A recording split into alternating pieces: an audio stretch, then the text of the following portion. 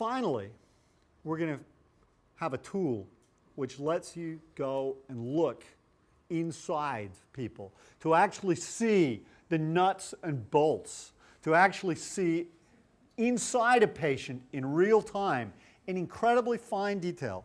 And for this, I'm going to invite Cheryl Richardson from the Royal Marsden Hospital to make the case for MRI. Well, she's a tough act to follow. I'm not carrying an MRI scanner around with me, so I can't actually show it to you. They're kind of heavy, kind of big. The technology was found in the 40s and 50s. 2 Nobel Prizes have been won. That's how important it is.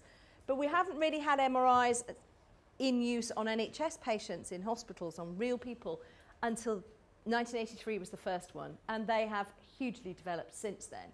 In 2003, another Nobel Prize was won. And associated with this is, the prize is $1.3 million. So science pays. When you're thinking about career choice, think about being a scientist.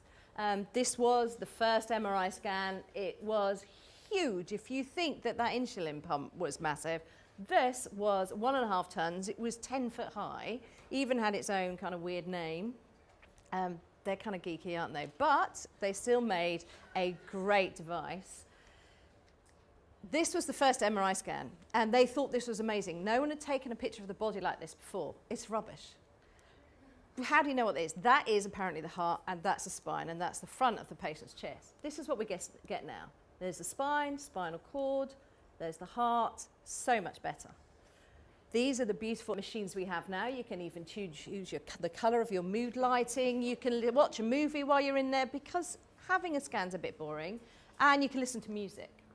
This is what we get. There is the top of a patient's head up there. There's the nose, so it's going straight down through the head, through the brain there, without taking the body apart, just lying in a scanner, listening to your favourite music. There's the brain, spinal cord, eyes, optic nerves, big brain again. This alien head, that is a person. So that's taken down through here. There's the eyes, that's the brain. We can do pictures of the whole body. This is the spine, so there's the brain up there, and that's the whole of the spinal cord and all the vertebrae in it. So MRI can be used for diagnosing things, so we can diagnose cancer, but we can also find out if the treatment we're giving for cancer is working. So we can image the pictures, we can look at the function of the tumour, so we know if drugs are working. No longer do we need to open a patient up and look for lumps inside of them. We just put them in an MRI scan. So you used to have to do surgery to find out what was wrong with people. They could feel a lump, but they didn't know what it was, or stick a needle in it. Now you just go in an MRI scanner.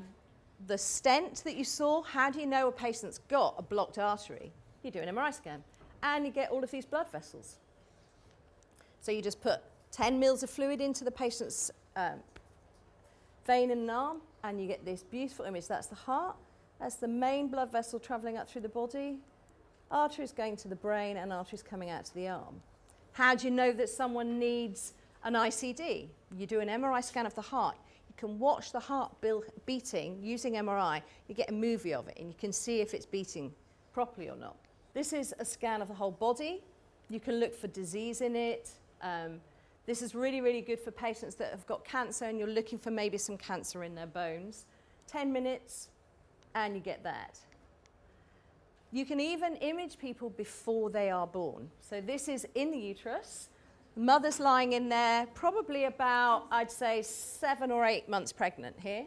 So there's the baby's eye, that's the baby's brain, spine, that's the leg, and that's the baby toe jamming. So he's actually sucking his foot or her foot inside the mother's tummy.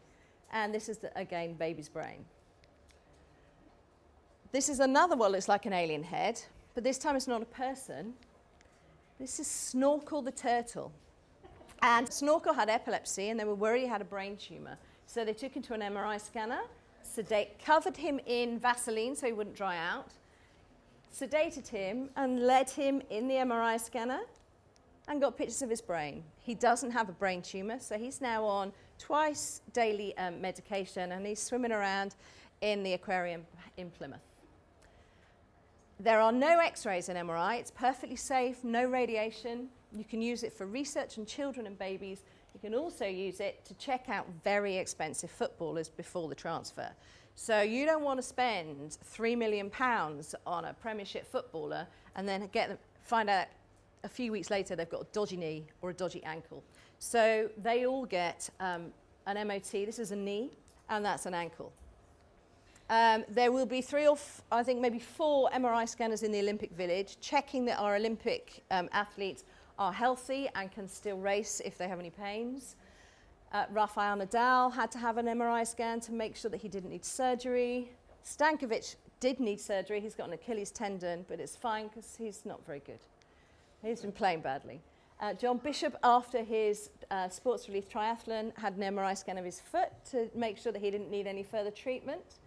And in Nigeria, in the under-21 World Cup, they were cheating. They were putting in footballers who are about 28, 29, ones that looked younger, obviously, and they shouldn't have been playing in an under-21 competition. So did an MRI scan of their wrists, found out if you're over 21, your wrists look completely different. The end of the bones fuse on. So they did an MRI scan of their wrists, found out which players were under 21, and banned them from playing. I've already mentioned you don't need to chop people open. This is a cartoon, but it's very close to the truth. If you want to find out where in the brain, which bit in the brain makes your arms and your legs move, you take the skull off and you put an electrical pulse, so you like a cattle prod, onto the brain and watch the patient's arm or leg go up. So that when you're trying to remove this tumour, you don't make them paralysed. You want to avoid the bit of the brain that makes them move their arm and legs. So literally, under anaesthetic, go into the surface of the brain and prod them. Now you stick them in an MRI scanner, and that bit moves the arm. And you know you can avoid it when you deal with the tumour. So we take images of all parts of the body. There's no x-rays. We can scan at any age, even before birth. You don't need to operate as much. You don't need to stick needles in people as much. We can tell if the drug, so chemotherapy in cancer is horrible. Really nasty treatment. It makes people really sick. It makes them really ill. You don't want to keep giving that if it's not working. So MRI can tell you if the drugs you're giving are working. It can be used on animals. It can be used in screening and for MOTs. It is probably the best device you're going to see. At least 3 of those are useless without having an MRI scan first. And it can show the function of the body and the brain. And people always ask me, can you tell someone's intelligence by their brain scan? Not normally, apart from him. So we have this extraordinarily powerful tool, and it's one that's very dear to my heart as a chemist, because chemists use NMR, which is really the underlying technique of MRI, all the time. It's amazing because it's so delicate, it's so gentle, it's so non-invasive. And did you look at the level of detail that you had actually in some of those pictures? I mean, the resolution is fantastic. And so as an aid to diagnosis, this is remarkable.